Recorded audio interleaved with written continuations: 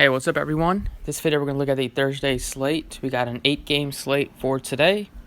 Starting off at pitcher, before we get into it, you can drop a like and subscribe down below. Appreciate that. Starting off at pitcher, we don't have any true aces going. We have Darvish, has been decent as of late. And Fires is your second highest priced pitcher, but I would rather target Gray than Fires against the Astros, 10 times out of 10. Then Heaney's also in play at 9,000. This is his second start back after he missed a little bit of time, so maybe he gets up to 80 to 90 pitches. We don't know how deep he's going to go, but I think he's still a good play against the White Sox. On FanDuel, he's a much better play where he's so much cheaper, like 6,400. I'm going to start it off with Sonny Gray here at 9,100. He's been so good all season, pretty consistent. The Cardinals are pretty righty-heavy, and he has been great with the strikeouts this year. He goes deep into games when he's pitching well, and he just has a lot of upside on a slate where we don't have that much good pitching options at the top. So go with him as my first pitcher. And then second pitcher, if you're looking for value, there's a couple that you can go to. There's not a ton. I think Aaron Sanchez is a pretty solid play here, 7,700. Since he's been an Astro, he's been pitching well. Looks like he's got that blister problem solved, as he has pitched well over the past month after struggling this year. But, in years past, he was a solid pitcher. So it's not like he's bad and he's just been good for a limited time. He's been good for most of his career. He struggled earlier this year, but then he's been back to being good. And that's what happens when you play for the Astros. They turn pitchers into gold. 7,700 facing the A's. The A's are a pretty good offense, but I do like the ballpark upgrade going into Oakland, especially Oakland at night. So it's going to be tough to score runs there. And Sanchez has been pitching well. He's not overly expensive. And so far through the 11 innings he's pitched, as an Astro, he's only given up 3 hits. And he's been good with the strikeouts too. So 7,700 for him. Definitely play him here. And for stacks today, there's definitely a couple teams that stick out. The Twins are probably one of my favorite stacks. I've always loved stacking the Twins all season. And now that they're going into Texas in this super hot game, super high total, facing a rookie pitcher making his only made a couple starts. I love the Twins. They should crush here, especially getting out of that target field. And then I think the Yankees lefties are really in play here. Even Judge and some of the righties are in play too, but I like the Yankees against Plutko. Gives up fly balls, gives up home runs. Yankees at home usually hit a couple home runs most of the time, so I like the Yankees. I like some of the Cubs righties. The Cubs are really good against lefties. A couple of them are, with Bryant, Castellanos, and Baez are the 3 favorite plays on the Cubs. And besides those, that's kind of where I'm at for my hitters. Those are the 3 teams I'm really looking at. Started off at third base here with Miguel Sano. Sano is at 4,800.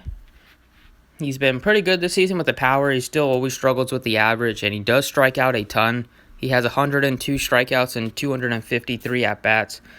If you look at plate IQ here, I do like him just because so far in his small sample size, Pedro Payano has thrown his sinker a ton, and he's thrown a sinker 48% to righties, and that's Sano really hits that pitch well. Sano has a 269 ISO against that pitch, which is the second highest. Well, it's pretty much the highest if you look at the at-bats because the other samples are really small. But he has a 52% hard hit rate, much higher than anybody else as well on that pitch. And then he throws a slider a little bit. Sano's not great against the slider, but hopefully he can get a couple sinkers and can do some damage there. So I do like him. Payano's been pretty good. He was great with the strikeouts in AAA, but so far in the majors he's walked a ton, and he's not been able to really have that much success. The Twins are the best offense, one of the best offense in baseball. If you look at the whole season-wise, and currently they're just hitting so many home runs. Sano makes for a great play at third base. Shortstop, I like Didi Gregorius. He's at 4,400. I like the Yankees today. Plutko's been bad against lefties, been pretty bad in general this year. And for his career, he's always given up some power. This year is no different. Didi has been hitting right in the heart of the lineup. Great for him to get some RBIs and get some runs scored. This year against lefties, Plutko's given up a 520 slugging and a 280 average. On the road, he has a 5.47 ERA. Against lefties, he's given up a 45% fly ball rate. And he has a 6.14 xFIP and just a 10% strikeout rate. I think Gregorius is going to smash here at 4,400 price.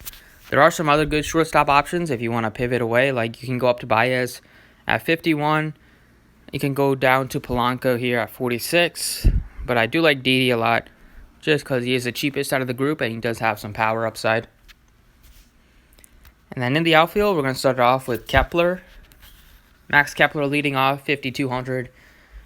So good with the power, 32 home runs. Most of the time I play him, he goes deep for me, so hopefully that trend continues today.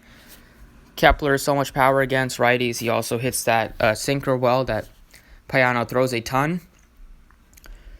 This year against righties, he's batting .252, but he has 25 of his 32 home runs. He's been much better on the road, .266 average. He's also been pretty good at target field too. But he has a .302 ISO against righties and doesn't strike out much, just a 16% strikeout rate, 44% hard hit rate, 46% fly ball rate. I love me some Max Kepler. And last but not least, I like Nicolas Castellanos at 4,700. Definitely love the Cubs. Definitely love a couple of the Cubs. And Castellanos has always crushed lefties, and since he's been a Cub, he's been hitting the ball so well. Just like when he was with Detroit, teams could just pitch around him most of the time. They didn't have to give him much to hit just because there was nobody else scary in that Tigers lineup. But now that he's in a Cubs batting like second, you can't really pitch around him because you have like Rizzo waiting behind him. You have Baez behind him. So he's getting a lot more pitches and he's doing a lot more damage. 381 batting average against lefties this year with 6 bombs and just 84 at-bats. Give him a 333 ISO against lefties, 14.9% strikeout rate only, and a 49% hard hit rate.